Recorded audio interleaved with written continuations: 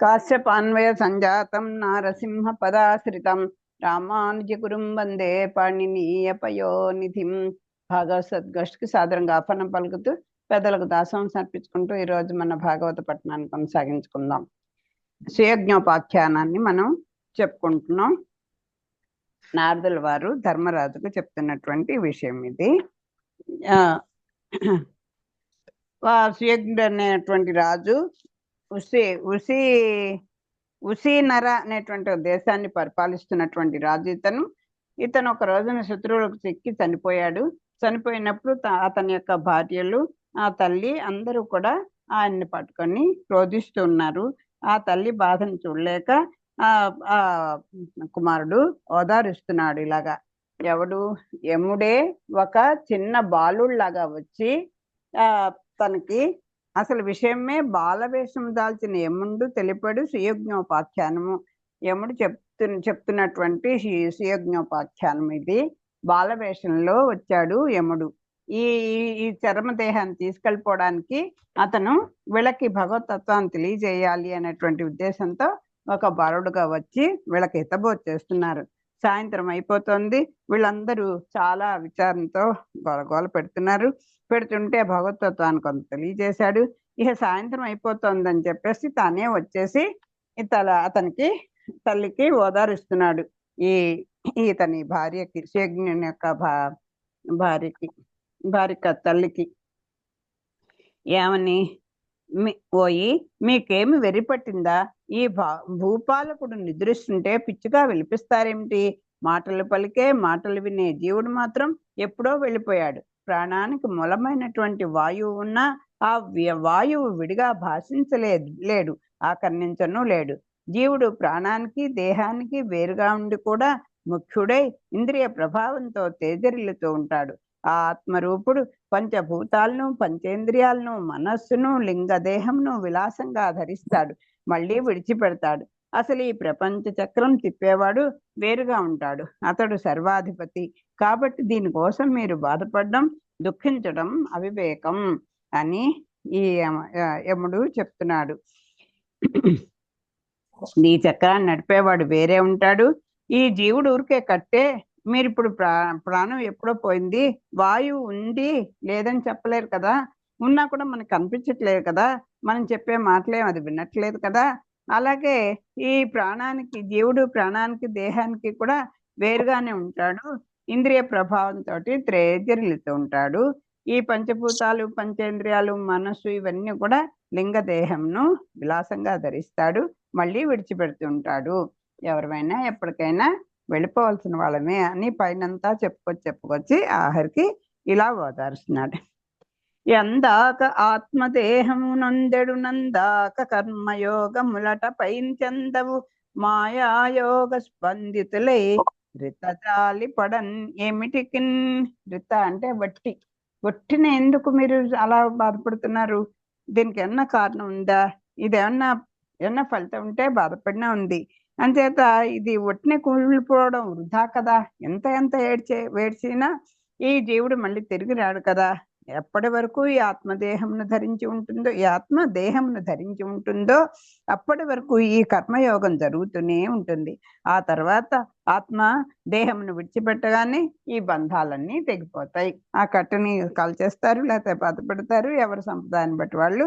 అయిపోయిన తర్వాత ఈ జీవుడు ఇంకొక జీవుల్లో ప్రవేశించడానికి అలా భగవంతుడు ఎప్పుడు సంకల్పిస్తే అప్పుడు మళ్ళీ ఇంకో జీవులో ప్రవేశిస్తాడు. వీటితో సంబంధమే ఉండదు. ఈ మాయాయోగం వల్ల చెలించే హృదయంతో కుమిలిపోవడం వృధా కదా. ఇదంతా ఒక మాయ, భగవంతుడి ఒక హేళ విలాసము అని తెలుసు కదా. ఈ చక్రాన్ని తిప్పేవాడు అంటే సృష్టి స్థితి లయకారకుడు అనేవాడు వేరే ఒక మూల పదార్థం ఉంది, మనం చేతుల్లో లేదు కదా అని చెప్తున్నారు.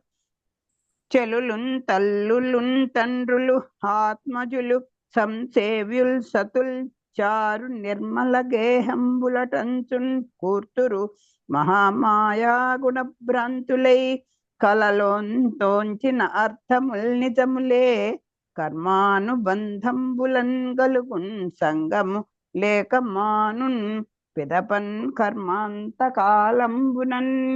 ఇదిగో చెల్లెళ్ళు, తల్లులు, తండ్రులు, ఆత్మజులు అంటే తోడబుట్టిన వాళ్ళు, సంసేవులు, మన సేవించే వాళ్ళు, సతులు, భార్యలు, వీళ్ళందరూ కూడా మనం ఈ ఎన్నో అజ్ఞానాంధులైనటువంటి కొందరు ఆ మహామాయ అనేటి భ్రాంతిలో పడి తల్లిదండ్రుల పైన, భార్యాపుత్రుల పైన, స్నేహితుల పైన, ఆశ్రితుల పైన అనురాగాలు, అనుబంధాలు పెంచుకొని ఇళ్ళు, వాకిళ్ళు, సంపదలు, సామ్రాజ్యాలు సంపాదించుకుంటారు. ఇప్పుడు మనం చేస్తున్న పని అదే. అజ్ఞాన అంధులమైపోతాము. ఈ మాయ అనేటువంటి ఈ మహాభ్రాంతిలో పడిపోతాము. భర్త మీద కొందరి పిచ్చి, భార్య పిచ్చి కొందరికి, తల్లిదండ్రుల పిచ్చి కొందరికి, పిల్లల పిచ్చి కొందరికి, డబ్బు మీద పిచ్చి కొందరికి, అలా రకరకాలుగా వాళ్ళ కోరికల్లో మునిగి తేలుతూ దానికోసం తాపత్రయపడుతూ ఉంటారు. ఎక్కడైనా కల్లో కనిపించిన సంపద యథార్థం అవుతుందా అని చక్కని మాట మళ్ళీ గుర్తు చేస్తున్నారు. ఏదైనా సరే మనకు అలా భ్రాంతి అండి. ఇది కళలో ఎన్నో చూస్తాం. ఆ కళలో తోచిన అర్థములు నిజములే. అవి అన్న నిజ యథార్థాలా? రాత్రి ఎంతో స్వర్గ సుఖాలు అనిపిస్తున్నట్టు, సాక్షాత్ పరమాత్మతో చేరిపోయినట్టు ఎన్నో మంచి కళలు రావచ్చు. లేకపోతే ఎవడో తెల్లారిసరికి మన ఆ రాత్రే పీక పిచ్చికే చంపేస్తున్నట్టు కళ రావచ్చు. కానీ తెల్లారి మనం ఉంటున్నాం కదా. అంటే కళలో కనిపించినటువంటి మంచి చెడులు అన్నీ కూడా ఎలా అయితే తెల్లవారిసరికి మాయమైపోయినట్టుంటాయో అవి అంతవరకే అనుభవం. అలాగా ఈ జీవుడు కూడా అంతే. ఈ జీవుడు ఆ శరీరాన్ని వదిలిపెట్టిన తర్వాత ఇలాగే అన్ని అబద్ధాలుగా అయిపోతాయి. అవి యథార్థమైన కాదు అని తెలుసుకోవాలి అని చెప్తున్నారు. కర్మబంధం ఉంటే సంయోగం కలుగుతుంది. కర్మఫలం అనుభవించాక బంధం విడిపోయి ఆ కర్మానుఫలం అనుభవించాలి కదండి. ఎన్నాళ్ళు అనుభవించాలో అంటుంటాం వైరాగ్యంతో. అది యథార్థమే. మన కర్మ తీరే వరకు మనం దాన్ని మనమే అనుభవించాల్సిందే. మరియు మాయాగుణ ప్రపంచంబు ఎరింగెడు తత్వజ్ఞులు అనిత్యములను గూర్చి సుఖ దుఃఖములను చెందక రజ్జులు అజ్ఞులు కొందరు యోగ వియోగంబులకు సుఖ దుఃఖంబులను అందుతురు. తొల్లి ఒక్క మహాగహనంబున విహంగంబులకు అంతక భూతుండైన ఎరుక గల అతండు ఒక్కనాడు ప్రభాతమున లేచి వాటంపైన వేట తమకంబున. ఇంకా ఒక విషయాన్ని దీంతో కలుపుతున్నారు. ఈ మాయాగుణ ప్రపంచాన్ని ఎరిగినటువంటి భగవత్ తత్వాన్ని కలక, మాయా అంటే భగవత్ తత్వమే కదా.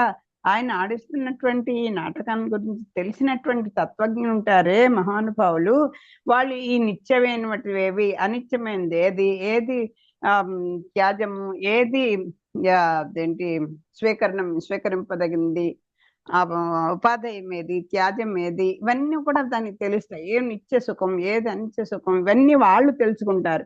అజ్ఞులైన వాళ్ళు ఏమనుకుంటారు? ఇలా సుఖాలు దుఃఖాలు పొందుతూ ఈ శరీరం పోషణ కోసమే, లేకపోతే భార్యాబిడ్డల పోషణ కోసమే, లేకపోతే పదవుల కోసమో సంపదల కోసమో పాకులాడుతూ మళ్ళీ సంసార చక్రంలో పుడుతూ చేస్తూనే ఉంటారు అని చెప్తున్నారు. ఇంకా దానికి మళ్ళీ ఉదాహరణగా ఇంకోటి చెప్తున్నారు. పూర్వం ఒక అడవిలో ఒక కిరాతకుడు ఉండేవాడు. వాడు పక్షులను వేటాడి జీవిస్తూ ఉండేవాడు. ఒకనాడు సూర్యోదయం కాగానే వాడు వేట కోసం బయలుదేరాడు అని. ఈ జీవుడు చేసేటువంటి విధానం ఎలా ఉంటుందో మళ్ళీ ఒక చిన్న ఎగ్జాంపుల్ చెప్తున్నారు. వల అరులు చిరుగుండెలున్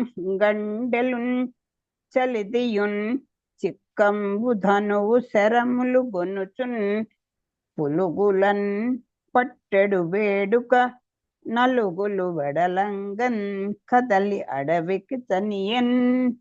వలలు ఉరులు చిగురులు కండెలు చలిదియు చిక్కంబు ధనువు శరములు ఇవన్నీ కూడా పట్టుకున్నాడు. వేటాడడానికి కావాల్సినటువంటి అన్ని పరికరాలని కూడా పట్టుకున్నాడు. ఏంటి? వలలు, ఉరితాళ్ళు, జిగురు కండెలు అన్న ఆ జిగురు కండెలు కూడా అంటే వాటి తగిలితే ఆగుతాయి అక్కడ అనుకుంటున్నా. సద్ది చిక్కం, ఒక కర్రకి సద్ది మూటలో, అప్పుడు పాపం క్యారేజీలు లేవు కదా, అన్నమే ఒక గుడ్డలో మూట కట్టుకొని విస్తర్లు వేసుకొని ఆ విస్తర్లు అన్నం అంతా పెట్టుకొని దాన్ని ఒక గుడ్డ మూటను పెట్టుకొని ఈ కొక్కానికి ఈ కర్ర భుజం మీద వేసుకుంటారు. ఆ కొక్కానికి ఆ కర్రకు వచ్చిన కొక్కే ఉంటుంది, అది పడిపోకుండా సద్ది మూటను దాన్ని తగిలిస్తారు. అది చిక్కం అంటారు. సద్ది చిక్కం చంకన తగిలించుకున్నాడు, విల్లంబులు చేత పట్టుకున్నాడు. అలా వచ్చే కిరాతుడిని చూచి చూడగానే ఎక్కడి పిట్టలు అక్కడ పారిపోతున్నాయి. వాడు దాగి దాగి పొంచి పొంచి అడవి లోపలికి చేరుకున్నాడు. వాటిని వేటాడడానికి వీడు ఎప్పుడైతే వస్తున్నాడని ఆ జాడ వాటికి తెలిసిపోతుంది. ఆ తల్లిగానే ఎక్కడ పక్షులు అక్కడ పారిపోతుంటే వీడు అక్కడ ఇక్కడ దాక్కుని దాక్కుని పొంచి పొంచి లోపలికి పెడుతున్నాడు. ఇట్లా అడవిందని తత్ ప్రదేశంబునందు అలా అడవిలో ప్రవేశించి ఒక ప్రదేశంలో కట్టలు కన్ దడుకు చాటునన్ పిట్టల నురిగోలందిగిచి బిరుసున రెక్కల్ వట్టి విరిచి చిక్కములో బెట్టుచు విహరించే లోక భీకర లీలన్. మొత్తానికి అలా అడవిలోకి వెళ్ళి ఒక చోటు చూసుకున్నాడు. అక్కడ పట్టుదలతో ఒక తడిక మాటు చేరుకున్నాడు. ఒక అడవుల్లో కొంచెం నివాసం ఉన్న వాళ్ళు ఉంటుంటారు కదా, వాళ్ళు తడకలతోటి ఈ ఏంటి తాటాకులతోటి చిన్న చిన్న ఇలా చుట్టూ వండుకోవడానికి పడుకోవడానికి అలా కట్టుకుంటారు కదా ఒక తడక మాటన. మేము కూడా ఈ ఇదేంటి ఆకులతోటి తడకలతోటి బాత్రూంలో కట్టుకుని వాడుకొని పైకి వచ్చిన వాళ్ళమే. అంతేత ఈ తడకలు బాగా తెలుసు మాకు. చాటుగా ఉరితాళ్లతో వలలు పన్నాడు. నెమ్మదిగా పట్టాడు, ఎలా పట్టుకోవాలో చూస్తున్నాడు. వలలో చిక్కిన పెట్టెలను పట్టుకొని రెక్కలు విడిచి సంచిలో వేసుకుంటూ మొత్తానికి ఆ పెట్టెలన్నిటిని పట్టుకున్నాడు. పట్టుకొని వాటికి మళ్ళీ ప్లేస్ ఆక్రమించేస్తాయి కదా, ఆ రెక్కలు విడిచేసి వెనక్కి సంచిలో పట్టుకొని పక్షులు పాలిటి ఎముళ్లాగా అడవి అంతా తిరగడం మొదలుపెట్టాడు. ఆ దాంట్లో ఒక సంచి లాంటిది ఉంటుంది, దాంట్లో వేసుకున్నాడు ఈ పట్టుకున్న వాటన్నిటిని కూడా వేసుకొని అడవంతా తిరగడం మొదలుపెట్టాడు. మరియు నానా విధంబులకు శకుంతంబులనంతంబు నొందించుచు సకల పక్షి సంహార సంరబ్ధ కుండైన లుబ్ధకుండు తన ముందటన్ కాలచోదితంబై సంచరించుచున్న కుళింగ పక్షి మిథునంబులన్ కనుంగొని అందు కుళింగి నురిన్ బిగించి ఒక్క చిక్కంబులో వైచినన్ చూచి దుఃఖించి కళింగ పక్షి ఇట్లనియే. సరే అలా పట్టుకుని వెడుతున్నాడు. వెడుతుంటే మధ్యలో ఒక పక్షుల జంట కనిపించింది. కనిపిస్తే దాంట్లో ఒక పక్షిని, ఆ మిథునంలో ఒక పక్షిని చూశాడు. చూసి మగ పక్షిని పాపం పట్టుకున్నాడు. పట్టుకుని సంచిలో వేసుకున్నాడు. వేసుకుంటే ఆడపక్షి విలపిస్తోందిట. అది చెప్తున్నారు ఇక్కడ. రకరకాల పిట్టలను వేటాడుతున్నాడు. ఇంతలో ఒక చోట కాలం తీరిన అడవి పిచ్చుకల జంట వీడి కనపడింది. పాపం ఓ అడవి పక్షుల మిథునం అంటే జంట కదా, ఆ పిచ్చుకల జంట వీడు పట్టుకునేసరికి మగపక్షి ఒకటి ఉంది, ఆడపక్షి కొంచెం దూరంగా ఉంది, దాన్ని పట్టేసుకున్నాడు. అందులో ఆడపిచ్చుకను ఉరిపన్ని ఆడపక్షినే పట్టుకున్నాడు. పిచ్చుకల జంట వీడి కంట పడింది, ఈ వేటగాడి కంట పడింది. అందులో ఆడపిచ్చుకను ఉరిపన్ని రెక్కలు విడిచి చిక్కల్లో పడేసుకున్నాడు. అది చూచి చెట్టు మీద ఉన్న మగ పిచ్చుక ఆడపిచ్చుకతో దుఃఖంతో ఇలా పలికింది. అంటే ఇప్పుడు సన్నివేశాన్ని చెప్పడానికే అది చెప్తున్నారు. ఇక్కడ ఆడపక్షి చనిపోయింది, మగపక్షి చెట్టు మీద ఉంది, ఆడపిచ్చుకేమో వీడి వలలో పడింది. పాపం అది చూసినటువంటి మగపక్షి ఆ చెట్టు మించి దుఃఖంతో ఆడపక్షితో ఇలా పలుకుతోంది. అడవుల మేత మేసి మన మన్యులకెన్నడు నెగ్గు చేయకిక్కడ విహరింప నేడకట కట్టడిన్ బ్రహ్మ కిరాతు చేతిలో బడుమని వ్రాస నేనుదుట పాపపు దైవము కంటికింత ఎక్కుడు బరువయ్య నీ బ్రతుకు కోమలి ఏమన నేర్తు చెల్లరే. చూడు, ఆ బ్రహ్మగారి ఆయన చేసే పనులన్నీ చాలా విచిత్రంగా ఉంటాయి. ఏదో అడవిలో ఎవరికి హాని చేయకుండా హాయిగా మనం ఏదో దొరికినవి తింటూ సుఖంగా అన్యోన్యంగా హాయిగా బతుకుతుంటే ఈ బ్రహ్మగారు ఇదిగో వీడి అడవుల మేతన్మేసి మనము అన్యులకు ఎన్నడూ ఎగ్గు చేయక ఇక్కడ విహరింప నేడకట ఎందుకమ్మా, ఎందుకు వచ్చాం ఈ అడవిలోకి? హాయిగా మన దారిని మనం బతుకుతున్నాం, ఎవ్వరికి బాధ పెట్టలేదు. ఈ విహరింప ఇలా ఇలా విహరిస్తుంటే అకట అయ్యో ఇవాళ ఇలా జరిగిందా, కట్టడిన్ బ్రహ్మ కిరాతు చేతుల్లో పడుమని వ్రాసనే నుదుట. ఆ బ్రహ్మగారు ఇదిగో మీరు అలా సుఖంగా జీవిస్తున్నారని ఆనందపడుతున్నారేమో, ఇదిగో ఒకనాడు మీరు ఇలా పడిపోతారన్న బ్రహ్మగారు రాసేసారు కాని మనకు తెలియదు కదా, నుదుట రాశాడేమో. పాపపు దైవముకు కంటికి ఇంత ఎప్పుడు బరువయ్యనే బ్రతుకు ఏంటి, ఆ దేవుడికి మనం ఒక్కళ్ళమే బరువైపోయామా ఏమిటో అని ఆ కోమలి ఏమన్నా నేర్తు చల్లరే, ఏమని చెప్తాను అని బాధపడుతున్నాడు. ఓ ప్రియురాలా, ఈ అడవిలో ఎక్కడో ఇంత మేతమేసి ఒకరికి అపకారం తలపెట్టకుండా జీవిస్తున్నాం. మనం ఏ పాపం ఎరుగం కదా. కఠిన హృదయుడైన బ్రహ్మ మనల్ని ఈ బోయవాని చేతిలో చావుమని వ్రాసాడు కాబోలు. ఆ పాపపు దేవుని దృష్టిలో కూడా మనం ఇంత బరువైపోయాం. చూడు, అదే చూడండి, మన కష్టం రాగానే భగవంతుడిని ఎంత నిందిస్తామో. ఈ మానవ తత్వం ఎలా ఉంటుందో, ఏ జీవుడైనా అలాగే అనుకుంటాడు. ఏం చేస్తాం, దేవుడా నేను నిన్నింత నమ్ముకున్నాను, నాకేం న్యాయం చేస్తావా, నన్నే చేస్తావా అంటూ ఓ గోల గోల పెడతాం. ఆ దేవుడే ఒక అపకారం చేసినట్టుగా మనం ఆయన్నే తిడతాం. ఆయన ఇచ్చిన సంపదలకో, ఆయన ఇచ్చిన పుత్రులకో, ఆయన ఇచ్చినటువంటి భోగభాగ్యాలకో, ఆ అధికారానికో ఆ రోజున మనకి భగవంతుడు గుర్తురాడు. కానీ కష్టం రాగానే మాత్రం తప్పకుండా ఆ నిందని భగవంతుని మీదనే వేస్తాం. మన కష్టానికి లేకపోతే ఇతరుల కారణమని కూడా మనం వాపోతూ ఉంటాం. ఆ పాపపు దేవుని దృష్టిలో కూడా మనం ఇంత బరువైపోయాం. ఓ సుకుమారి, ఏమి చెప్పమంటావు? నేను ఇంకా ఏమి మాట్లాడగలను, ఏమన్నా నేర్తుని చెల్లరే. ఓ ప్రియురాల, నేనేమని చెప్పగలను, ఏం మాట్లాడగలను, ఇంకా నాకు మాటలు ఏమున్నాయని ఆడపక్షి వినేటట్టుగా పాప చెట్టు మీద కూర్చుని ఈ పిచ్చుక ఇచ్చేస్తాను. అంటే సకల భూ ఈ భూతాలకి కూడా ఆ ప్రేమ, ఆ అనురాగం, ఆ బాధ అన్నీ కూడా ఈ అనుభవాలన్నీ కూడా సమానమేనండి. మానవుడు కాస్త బుద్ధితో వ్యక్తం చేసుకోగలడు. వాళ్ళు వాటి యొక్క ధ్వనుల ద్వారాను భగవంతుడు ఒక్కొక్క రకంగా ఒక్కొక్కళ్ళకి ఎలా అన్యోన్యంగా ఉంటున్నారు. మరి అన్ని పక్షి జాతులు, కుక్కలు, పందులు అన్ని కూడా మనలాగే సంసారం చేస్తూనే హాయిగా సంతానోత్పత్తి చేస్తున్నాయి. కాకపోతే మనకి కొంచెం బుద్ధి ఇచ్చాడు, వివేకం ఇచ్చాడు. వాటితోటి కాస్త నువ్వు మంచి పనులు చేయవయ్యా, ఒక్క పొట్ట పోషణకే కాదు ఈ జీవితం అని నేర్పుతున్నాడు స్వామి.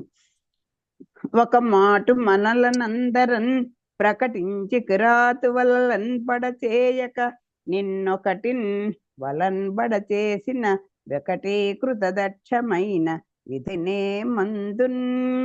ఇదిగో ఆ దేవుడు మనల్ని అందరినీ ఆ కిరాతుని వల్లలో పడేసి ఒక్కసారిగా చంపకూడదు, నిన్నొక్కదాన్నే వల్లలో పడేసి మనకు తేరిన ఎడబాటు కలిగించాడు.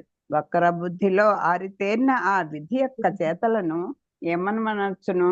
నాయన, నాతో పాటు నిన్ను కూడా తీసిపో, నన్ను వదిలేసి వెళ్ళిపోతే నేను ఎలా బతుకుతాను అంటూ ఏడుస్తాం కదా. మళ్ళీ మన్నాడు మర్చిపోతాం అనుకోండి, అది వేరే విషయం. అలాగా పాపం ఈ పక్షి కూడా అంటుంది, నన్ను కూడా తీసుకుపోవచ్చు కదా, నన్ను కూడా కిరాతుడి వల్ల పడిపోయేట్టుగా చేయొచ్చు కదా. ఈ విధి ఉందే, ఎందుకు ఆడిస్తాడో తెలీదు. ఒకళ్ళు ఉంటుంటాడు, ఒకళ్ళు తీసుకుపోతుంటాడు, ఒకడు సంతోషంగా ఉంటుంటే ఒకడు బాధ అనారోగ్యం చేస్తాడు, ఏదో ఒకటి అలా చేస్తూ ఉంటాడే. ఈ రోగం నాకైనా వచ్చింది కాదు అంటాం చూడండి. ఎవరికన్నా పిల్లలకి పాపం జబ్బు చేస్తే ఆ తల్లి అలా బాధపడుతుంది. అలాగే వీళ్ళు ఇప్పుడు నాకు కూడా నన్ను కూడా తీసుకుపోవచ్చు కదా, నిన్నొక్కడనే తీసుకెళ్ళింది, నన్ను బాధపెడుతోంది అని ఆ విధిని కూడా ఏం పాపం తలుచుకొని బాధపడుతున్నారు. రెక్కలు రావు పిల్లలకు రేపట నుండి మేతగానమింబొక్కుచున్ గూటిలో నెగసిపోవగ నేరవు మున్ను తల్లి ఈ దిక్కున నుండి వచ్చునని త్రిప్పని చుట్కుల నిక్కి నిక్కి నల్దిక్కులు చూచుచున్నవతి అతి దీన తన్నిట్లు భరింతు నక్కట. చూడండి, ఒక బిడ్డలు తండ్రి తల్లి ఇద్దరు ఉంటే ఆ తల్లి కోసమే ఎదురు చూపులు చూస్తూ ఉంటాయి ఎక్కువగా, మన బిడ్డలైనా సరే. ఎందుకంటే నిద్ర లేచేసరికి క్యారేజీలు కట్టడం, వాళ్ళకి ఏదో ఒకటి ఇంత పెట్టేయాలి. ప్రేమతోటే ఆ తల్లి ఎప్పుడు కూడా వాడికి పాలు కలిపి వెళ్ళలేదు, లేకపోతే వీడికి భోజనం పెట్టలేదు, అయ్యో వీడి క్యారేజీలో సరిగా చేయలేకపోయాను, అలా తలడిల్లిపోతుందండి. ఆ ఆహారం పెట్టి దాన్ని సంరక్షణ చేసే తల్లి బాధ్యత అవుతుంది. తల్లి ప్రేమతో చూస్తుంది, తండ్రి కూడా ప్రేమగానే ఉంటాడు, కానీ ఆయన భవిష్యత్తు గురించి కొంచెం కఠినంగా ఉంటాడు, హితవు నేర్పుతుంటాడు. తల్లి ప్రేమను చూపిస్తూ ఉంటుంది. ఫోన్లిద్దరు ఎందుకు కేకలేస్తారు, వాడే చదువుకుంటాడులేండి అంటూ అన్నయిస్తుంది. కేవలం వాడి పోషణ మీద ఎక్కువ దృష్టి పెడుతుంది. అందుకని ఈ మగపక్షి ఎలా వినిపిస్తోంది చూడు, పోలే నేను చూసుకుంటాలే, నువ్వు బెంగపడకు అనలేదండి. పోతన మంచి ఎంత క్లీన్ అబ్జర్వేషన్ ఉంటుందో చూడండి. రెక్కలు రావు పిల్లలకు, అయ్యో ఈ పిల్లలు గత ఏంటి, పసి కందులు, ఈ భర్త చనిపోయాడు లేకపోతే భార్య చనిపోయింది, వీళ్ళని నేను ఎలా సాకుతాను అంటూ వాళ్ళు పాపం చూసే జాలి చూపులకో, వాళ్ళు తల్లి కోసం పడిపడే పాటలో ఇవన్నీ నాకు గుర్తొస్తే నేను ఎలా భరించగలను, ఎలా వాళ్ళని లాలించగలను, ఎలా వాళ్ళకి తిండి పెట్టగలను. డబ్బులు లేక కాదు, ఆ తల్లి ప్రేమని వీళ్ళు పంచలేడు కదా, అందుకు బాధపడుతోంది పిచ్చుక. రెక్కలు రావు పిల్లలకు, రేపటి నుండి మేత కానం బొక్కుచున్ గూటిలో ఎగసి పోవగనేరవు. పోని పాపం అసలు రెక్కలే రాలేదు, రెక్కలు వస్తే అవే ఎగిరిపోతాయి, మనమైతే తిని కూర్చుంటాం ఉద్యోగాలు వచ్చే వరకు. కానీ ఆ పక్షులు పాపం అలా రెక్కలు వచ్చేసరికి ఎగిరిపోతుంటాయి. పాపం రెక్కలైనా రాలేదు, మేత కోసం బయటకు పెడతాయి అంటే ఆ గూట్లోంచి వదిలి బయటకు వెళ్ళలేవు. మున్ను తల్లి ఈ దుక్కున నుండి వచ్చునని త్రిప్పని చుట్కుల నిక్కి నిక్కి నల్దిక్కులను చూచుచున్న అతి దీనత నెట్లు భరించునక్కట.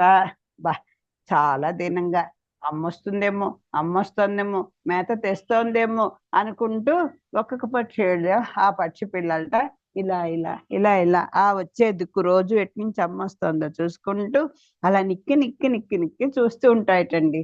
అబ్బబ్బా, ఆ సన్నివేశాన్ని నేను ఎలా భరించగలను చెప్పు అని బాధపడుతున్నాడు. ఎంత సహజంగా ఉందో చూడండి ఈ పద్యం. అయ్యయ్యో, మన పిల్లలకి ఇంకా రెక్కలు కూడా రాలేదు, తెల్లవారిన దగ్గర నుంచి ఆహారం లేక ఏడుస్తూ ఉంటాయి, గూటి నుండి ఎటన్నా వెళ్ళటానిక ఎగరడం చేత కాదు, అమ్మ ఆహారం పట్టుకొని ఇదిగో ఇటువైపే వస్తుంది అని ఒకటే ధ్యాసతో కళ్ళార్పకుండా నిక్కి నిక్కి నాలుగు దిక్కులు చూస్తున్నాయి. అతి దీనమైన వీని ముఖాలని ఎలా చూడాలి, కడుపులో తరుక్కుపోయే వీటి రోదనం ఎలా భరించగలను. చెట్టు మీద గూళ్ళు పెట్టుకున్నాయి పిచ్చుకలు, దాంట్లో పక్షి పిల్లలు ఉన్నాయి, ఈ ఆడపక్షి కిందకు వచ్చేసింది, అది వేటగాని వల్ల పడిపోయింది. ఈ మగపక్షి ఆ పిల్లల్ని పక్కన ఉన్నటువంటి పిల్లల్ని, గూట్లో ఉన్న పిల్లల్ని చూసుకొని ఇవి ఇలా ఇలా చూస్తున్నాయి నీ కోసం, నేను ఈ సన్నివేశాన్ని నేను ఎలా భరించగలను అని బాధపడుతున్నాడు. కుంఠిత నాదము తోడను కంఠము శోషింపవగచు ఖగమును హననోత్కంఠుండైన కిరాతుండ కుంఠిత గతి నేసె నొక్క కూలన్. అబ్బా అని ఈ విధంగా ఆడపిచ్చుకను చూచి మగ పిచ్చుక దగ్ధ స్వరంతో శోష వచ్చేలాగా దుఃఖిస్తూ ఉంది.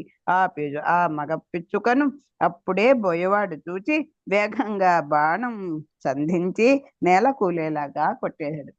ఈ లోపల అరుపులు విన్నాడు, ఎక్కడి నుంచి శబ్దం వస్తుందో చూసుకొని ఆ శబ్దం వినపడగానే అమ్మ ఇంకోటి దొరికిందిరా, ఇది వీళ్ళిద్దరూ మిథునం అని వాడికి తెలీదు, అక్కడ ఓ పక్షి కనపడింది, ఇంకో పిచ్చు కనిపించింది, వెంటనే ఓ బాణం వేసి కొట్టేసి దాన్ని కూడా కూలగొట్టాడు. కాలము వచ్చిన శబరుని కోలను ధరన్ కూలె ఖగము. ఖగము అంటే పిచ్చుక, అదే పక్షి అనుకోండి, పిచ్చుక. ఘోషము తోడన్ గాలము డాసిన నేలన్ కూలక ఓ వసమే ఎట్టి గుణవంతులకున్. అది ఆయువు తీరిపోయిన ఆ మగ పిచ్చుక బోయేవాడిని బాణం దెబ్బకి కెవ్వున అరుస్తూ నేల మీద పడిపోయింది. అంతే, కాలం ముడితే ఎంతటి గుణవంతుడైనా బలవంతుడైనా ధనవంతుడైనా మరణించక తప్పదు కదా. పాపం అసలే ఈ ఆడపక్షి కోసం దుఃఖిస్తూ ఆ బిడ్డల గురించి దుఃఖిస్తున్నటువంటి ఆ మగపక్షి కూడా ఆ దైవ వశాన్ని ఆ కింద కూలిపోయింది కదా. ఎవరండి ఎవరిని ఆపగలిచాడా? ఎంత అమ్మో అలాంటి వాడా చనిపోయాడు, ఎంత గుణవంతుడండి, ఎంతటి బుద్ధిమంతుడండి అంటూ చెప్తాం. వాడు చనిపోతాడు, ఓ దుర్మార్గుడు చనిపోతాడు, ధనవంతుడైనా సరే చనిపోతాడు, మహారాజుకైనా ఆ చావు తప్పదు అని చెప్పడానికి ఇది. వీళ్ళు పాపం ఎంత అమాయకులు, వాళ్ళ బతుకేదో వాళ్ళు బతుకుతున్నారు, ఎవరికి హాని చేసినటువంటి జంట కాదు, అయినా మరణం తప్పలేదు కదా.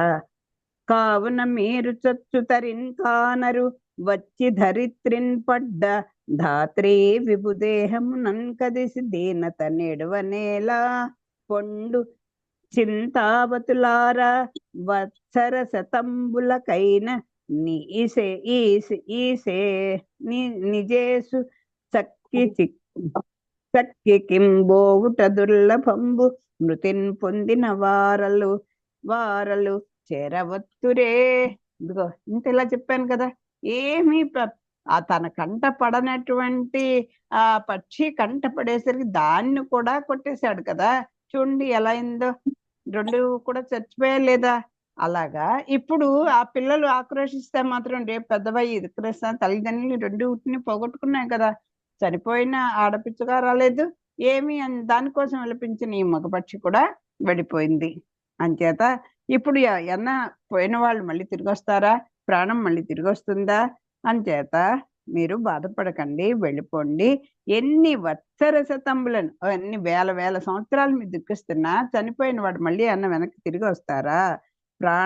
ప్రాణం పోకడ వాన రాకడా తెలియదు. ప్రాణం పోకడా వాన రాకడా, ఈ ప్రాణం ఎప్పుడు వెళ్ళిపోతుందో తెలియదు, ఎప్పుడు వాన పడుతుందో కూడా. ఇంకా వాన పడడానికైనా కొంచెం ఈ మెరుపులో చప్పుడో ఏదో కొంచెం అమ్మ వాన పడేట్టుంది అని ఆకాశం కాస్త ఇదేవడం అవడైనా తెలుస్తామని ప్రాణం పోవడం తెలియదు. అదే ఆళ్వార్లు చెప్తారు 1వ పత్తులో 2వ దాంట్లో మిన్నెలయ్యేలా అని. ఆ మెరుపైనా తెలుస్తుంటా, మెరుపుని బట్టైనా వాన వస్తుందేమో తెలుస్తుందేమో, కానీ ఈ ప్రాణం ఎప్పుడు పోతుందో తెలియదు. అంచేత ఇవన్నీ వదిలిపెట్టి స్వామిని తోజు తేజ సేవించండి, ఆశ్రయించి సేవించండి అని చెప్తారు. మృత్యువు ఏ రూపంలో వస్తుందో, ఎప్పుడు వస్తుందో ఎవరికీ తెలియదు. మీరు మీ సంగతి మర్చిపోయి చనిపోయి నేల మీద పడి ఉన్న ఈ మహారాజు శవం చుట్టూ చేరి శోకించడం వ్యర్థం. అసలు మీ సంగతి మీరు మర్చిపోయారు. అసలు మీరు ఇంకో క్షణానికి ఉంటారో ఉండరో, నీ చెప్తున్నా నేనుంటానో ఉండనో అవి ఏమీ తెలీదు అన్నట్టుగా చెప్తున్నారు. ఈ సంగతి మర్చిపోయారు, చనిపోయి నేల మీద పడి ఉన్నటువంటి ఈ మహారాజు చుట్టూ ఇలా శోకించడం వ్యర్థం కదా. ఓ దిక్కుతులారా వెళ్ళిపోండి. ఇలా మీరు 100 సంవత్సరాలు విలపించినా వత్సర శతంబులు, శతం అంటే 100 కదా, శతమానం భవతి అంటారు. 100 సంవత్సరాలు విలపించిన మీ నాథుని చేరుకోవడం దుర్లభం. చనిపోయిన వారు తిరిగి లేచి వస్తారా అని ఇట్లు కపట బాలకుండై క్రీడించుచున్న యముని ఉపలాలన ఆలాపంబులు విని సుయజ్ఞుని బంధువులెల్లన్ వెరంగుపడి సర్వ ప్రపంచంబు నిత్యంబుగా అతను తలంచి శోకింప సుయజ్ఞికి సాంప్రదాయిక కృత్యంబులు చేసి చని చేసిరంతా అంతకున్ అంతఃరీతుండయ్యనని చెప్పి హిరణ్యకశిపుండు తన తల్లిని తమ్ముని భార్యలను చూచి ఇట్లనియే. ఇదంతా కూడా మొదట చెప్తున్నది ఎవరు? ఈ హిరణ్యకశిపుడు తన తమ్ముడు చనిపోయినందుకు అతని యొక్క భార్యలు బిడ్డలు తన తల్లి దితి ఆక్రోషిస్తూ ఉంటే దానికి హిరణ్యకశిపుడు ఆ తల్లిని ఓదారిస్తూ చెప్పినటువంటి కథ ఇది. అమ్మ ఇదిగో ఇలా జరిగింది చూడు, నీకు ఇలా చెప్తాను, భగవతత్వం ఇలా ఉంటుంది, ఇవన్నీ కూడా కళ్ళలో కనపడినటువంటి భోగాల కింద అనుకో, అయినా నీ కొడుకు మంచి వీరమరణం పొందాడు అని అన్ని అన్వయించి చెప్పాడు. చెప్పి ఈ విధంగా మాయా బాలకుడుగా ఇప్పుడు ఇక్కడ ఏమైంది, ఇంకా కథను పూర్తి చేస్తున్నాడు. అప్పుడు ఆ యముడు ఒక బాలకుడి రూపంలో వచ్చాడు కదా, వస్తే చూసి వాళ్ళందరూ కూడా అమ్మో ఇంత ఇంత వేదాంతాన్ని చెప్తున్నాడు ఈయన మహానుభావుడు అనుకొని ఆయనకు అన్ని చేసి ఆ బంధువులందరూ కూడా ఆశ్చర్యపోయారు. అని ఈ విధంగా మాయా బాలకుడుగల్లాగా వచ్చి మాట్లాడుతున్న యముని ఊరడింపు మాటలు విని సుయజ్ఞుని బంధువులు చాలా ఆశ్చర్యపోయారు. ఈ విశ్వం శాశ్వతం కాదని తెలుసుకున్నారు. శోకం మానుకున్నారు. కర్తవ్యం ఆలోచించి శ్రీజ్ఞ మహారాజుకు ఉత్తర క్రియలు చేసి వెళ్ళిపోయారు. యముడు అంతర్ధానమయ్యాడు అని చెప్పి హిరణ్యకశపుడు తన తల్లిని, తమ్ముని, భార్యలను చూచి ఇంకా ఇలా పలికాడు. ఇంకా ఇలా ఓదారుస్తున్నాడు. ఏమని? పరులెవ్వరు తానెవ్వరు పరికింపంగ ఏకమగుట భావింపరు తత్పరమజ్ఞానములేమిని పరులును ఏమనుచును తోచున్ ప్రాణులకెల్లన్. ప్రాణులకు పరులెవ్వరు పరతత్వ చింతన లేకపోవడం చేత అది పరులెవ్వరు తామెవ్వరు పరికింపంగా ఏకమగుట భావింపరు తత్పరమజ్ఞానములేమిని. ఆ భగవతత్వం అంటే ఆ ప్రాణులకు పరతత్వ చింతన లేకపోవడం చేత అది ఎందుకు ఇలాగ ఉంటున్నారు అంటే తత్పరమజ్ఞానములేమిని లేకపోవడం చేత. ఆ భగవతత్వం అంటే పరతత్వ చింతన అనేది భగవంతుని యందు చింతన లేకపోవడం చేత మన వాళ్ళని, ఇతరులని తేడాగా భావిస్తూ ఉంటారు. ఎవరు పరులు, ఎవరు తన వారు. అమ్మో, మా అబ్బాయి, మా భర్త, నా పిల్లలు, నా బంధువులు అంటూ ఉంటామే. ఇవన్నీ కూడా అందరం భగవంతుని పిల్లలమే, వాళ్ళని మన్ని కూడా నడిపించేది ఒకళ్ళే అనేటువంటి తత్వం మనకు రాదు కదా. ఎందుకు లేదు? పరతత్వ చింతన లేకపోవడం చేత, ఇది నేనే నేనే నేనే అనుకోవడం చేత. ఈ ఎవరు తన వారు, ఎవరు పరులు, వారు మేము అని అజ్ఞానులు మాత్రమే అనుకుంటారు. ఆలోచిస్తే అందరూ ఒకటే కదా అని తెలియని పలికిన హిరణ్యకశిపుని వచనంబులు విని దితి కోడండ్రును తానును శోకంబులు మాని తత్వ విలోకనంబులు కలిగి లోకాంతర్గతుండైన కొడుకునకు వగ చనియేనని చెప్పి నారదుండు ధర్మనందనకు ఇట్లనియే. ఈ విషయం అంతా కూడా, ఈ జరుగుతుందంతా కూడా నారద మహర్షి ధర్మరాజుకు చెప్తున్నది అని హిరణ్యకశిపుడు వివరంగా చెప్పగానే దితి ఆమె కోడళ్ళు దుఃఖం దిగమింగారు. తత్వం తెలుసుకున్నారు. చనిపోయిన వాని కోసం విలపించడం మానుకొని అతడి నుండి వెళ్ళిపోయారు అని నారద మునీంద్రుడు ధర్మరాజుతో ఇలా చెప్పసాగాడు. ఎందుకు ఇదంతా ఎందుకు వచ్చింది? ధర్మరాజు కింద చెప్తున్నారు. ధర్మరాజుకు కూడా పరీక్ష మహారాజు లాగే ఒక సందేహం కలిగింది కనుక, ఎందుకు భగవంతుడు రాక్షసుల్ని హింసించడం, దేవతల కోసం అన్యాయంగా ఇంతమందిని హింసించడం ఎందుకు అన్న ప్రశ్నకి ఇవన్నీ జరుగుతున్నా చెప్తున్నారు. ఆ అజరామర భావంబును త్రిజగద్రాజ్యంబు అప్రతిద్వందము దోర్విజితాఖిల శాస్త్రవమును గజరిపు బలమును హిరణ్యకశిపుండు కోరెన్. హిరణ్యకశిపుడు తాను వార్ధక్యం రాకుండా, చావు లేకుండా బ్రతకాలని, త్రిలోకాలను ఎదురు లేకుండా పరిపాలించాలని, బాహుబలంతో శత్రువులను జయించాలని, సింహ పరాక్రమం పొందాలని నిశ్చయించుకున్నాడు. ఎందుకంటే ఈయనకి శాపం కదా, శాపవశంగా వచ్చినటువంటి వాళ్ళు కదా. అంచేత భగవంతుని మీద ద్వేషం, మహాత్ముల ద్వేషం, ఎంత అసలు నాకు చావే రాకూడదు, వార్ధక్యం రాకూడదు, ఈ త్రిలోకాలన్నీ కూడా నేనే పాలించాలి, శత్రువులందరినీ కూడా నా బాహుబలంతో పరాక్రమంతో వీళ్ళందరినీ కూడా జయించాలి అని నిశ్చయించుకున్నాడు. ఇట్లు కోరి మందరాచల ద్రోణికించని అందున్ గాలి పెను వ్రేల నేల నిలువంబడి ఊర్త బాహుండై మిన్ను చూచుచూ వాడి మయూఖంబుల నోడి ప్రళయకాల భానుండున్ బోలే దీర్ఘ జటారుణ ప్రభాజాలంబుల తోడ ఎవ్వరికి తేరి చూడరాక పరమదారుణంబైన తపంబు చేయుచుండే నిర్జరులు నిజస్థానంబుల నుండిరంతా. సరే, ఇక్కడ ఈ విషయం గురించి మనం ఏం తెలుసుకోవాలంటే, మనకి భగవంతుడు కొంచెం జ్ఞానము, మన ఆయుష్, అలాగే శక్తి, కొంచెం భగవద్ ఆలోచన వచ్చినప్పుడు మన టైమునో మన బుద్ధినో పక్కవాడి నాశనం అయిపోవాలని చెప్పి, ఇదిగో పక్కవాడికి నేను అసలు దరిద్రంగా ఉన్నాను, పక్కవాడు చాలా ధనవంతుడు, వాడు ధనం పోయాడని పోతే నేను ఇదిగో ఎన్ని పారాయణలు చేస్తాను. అలాంటి వాటికి మనం మన శక్తియుక్తులు కానీ మన బుద్ధిని కానీ ఉపయోగించుకోకూడదు. ఎంత తత్వం బోధించాడండి తల్లికి. మళ్ళీ అందరినీ చంపేయాలి, నేనే రాజుగా ఉండాలి, నేనే పరిపాలించాలి, నాకు అసలు చావే రాకూడదు, చావు వస్తుంది, పుట్టినవాడు అందరికీ చావు వస్తుందని చెప్పిన హిరణ్యకశిపుడే తనకి చావే రాకూడదు, వార్ధక్యం రాకూడదు అని అనుకుంటూ కోరుకుంటూ తన శక్తియుక్తులన్నిటినీ కూడా తను ఇలా ధారపోసుకుంటున్నాడు. చూడండి, ఆరికి తనే కదా చనిపోయాడు. కాకపోతే నిరంతర స్మరణం చేత భగవత్ సంకల్పం చేత స్వామి దయాళుడు కనుక చేర్చుకున్నాడు తన దగ్గర. మనకైతే దిక్కుముఖ్యం అంటే అనుభవించు, మళ్ళీ జన్మల్లో ఈ సంసార చక్రంలో పడు, నీ బుద్ధిని నువ్వు ఉపయోగించుకోలేదు, నేను ఇచ్చిన మాన్యువల్ ప్రకారం నువ్వు నడవలేదు కనుక మళ్ళీ ఏ కుక్క పందిగానో పుట్టు అని భగవంతుడు రాసేస్తాడు. ఇటువంటి కోరికలతో ఆ రాక్షసరాజు మందర పర్వతపు చర్యలపైకి వెళ్ళాడు. అక్కడ ఒక చోట ఎంత దుష్టుడైనా ఏదైనా ఒక కోరిక తీరాలంటే వాళ్ళు కూడా కఠోరమైన తపస్సు చేయాల్సిందే.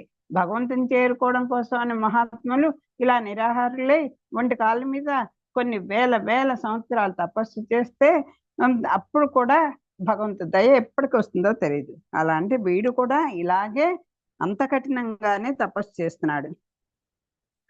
అక్కడ ఒక చోట చూసుకున్నాడు. కాలి బ్రొటన వ్రేలిపై నిలబడి 2 చేతులతో ఆకాశం చూస్తూ ఘోరమైన తపస్సు చేయడం మొదలుపెట్టాడు.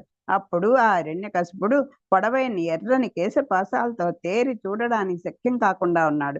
ప్రళయ కాలంలో అతి తీష్ణత కిరణాలతో ప్రకాశించే ప్రచండమైన సూర్యబింబంలాగా ప్రకాశిస్తున్నాడు. లోకాన్ని భయం కలిగించే దారుణమైన తపస్సు చేయసాగాడు. దేవతలు తమ ప్రదేశాల్లో నుండి చూస్తున్నారు. ఇలా తపస్సు చేస్తుంటే దేవతాగణం అంతా కూడా చూసి భయపడిపోతున్నారు. ఇలా చూస్తున్నారు. అదిరెన్ కుంభిని సాద్రియై కలంగె నేడంభోనిధుల్ తారకుల్ సదరన్ గ్రహ సంగ్రహ సంఘులై దిశల్ చిన్న విచ్ఛిన్నాంతలై మండేన్ పెల్లదరన్ గుండెలు జంతు సంహతికి ఉగ్రాచార దైత్యేంద్ర మూర్ధ దిశోద్ధూత సద్ధూమ హేతి పటలోదంచతపో వన్హిచేన్ మూర్త దశ ఉద్ధూత సధూమ హేతి పటల ఉదంచత తపోవన్హిచేన్. ఈ హిరణ్యకశిపుని యొక్క తపస్సు అనేటువంటి అగ్ని చిన్న అగ్ని జ్వాల వచ్చేసరికే చూడండి ఎక్కడ మన మీదకి వచ్చేస్తుంది, దాన్ని బడిలిపోతూ ఉంటాం. అలాగా ఈయన యొక్క తపస్సు చేత ఈ ప్రకృతి జనాలు ఎలాగా విభత్సం చెందాయో చెప్తున్నారు. రాక్షసేంద్రుడైన హిరణ్యకశిపుడు కఠినాతి కఠినమైన నియమ నిష్ఠలతో తపస్సు చేయసాగాడు. ఉగ్రమైన ఆచారాలు పాటించసాగాడు. అతని శిరోభాగం పైనుంచి పొగలు లేచాయి. అగ్నిజ్వాలలు చెలరేగి మిన్నింట సాగాయి. అంత ఘోరమైన తపస్సు అండి. తన కోరిక తీరే వరకు తను అలా చేశాడు. ఆ తాపానికి భూమండలం పర్వతాలతో సహా అదిరిపోయింది. 7 సముద్రాలు సుళ్ళు తిరిగాయి. చుక్కలు చెదిరిపోయి దిక్కులు గ్రహాలతో సహా చిన్నాభిన్నములై మాడిపోసాగాయి. ప్రాణికోటి గుండెలు దడదడలాడాయి. ఇట్లు త్రైలోక్య సంతాపకరంపైన దైత్యరాజ తపో విజృంభణంబు సైరింపక నిలుంపులు నాకంబు విడిచి బ్రహ్మలోకమున కొంచని లోకేశ్వరుండైన బ్రహ్మకు వినతులై ఇట్లనిరి. అయ్య బాబోయ్, అసలు ఈ హిరణ్యకశిపుడు ఇంత ఘోరమైన తపస్సు చేస్తున్నాడంటే ఇవన్నీ కూడా ఇంత ప్రకృతి అంతా బీభత్సం అయిపోతుంది. ప్రాణాలు చేతుల్లో గుప్పిట్లో